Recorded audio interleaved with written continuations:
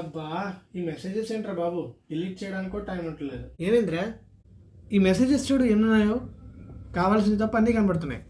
దానికి అంత కష్టపడ్డం ఎందుకు? ఫోన్లో ప్లే స్టోర్ ఓపెన్ చేసి ఎస్ఎంఎస్ ఆర్గనైజర్ అని సెర్చ్ చేస్తే ఈ విధంగా ఓపెన్ అవుతుంది.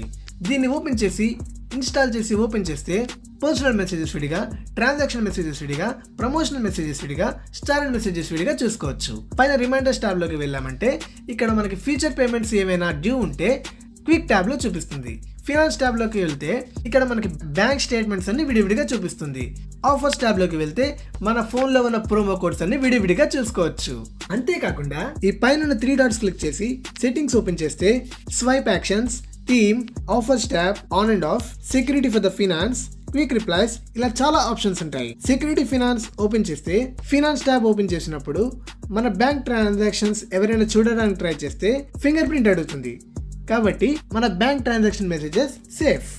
మా ఛానల్ కంటెంట్ కనుక మీకు నచ్చినట్లయితే వెంటనే సబ్స్క్రైబ్ చేసుకోండి. Be pro.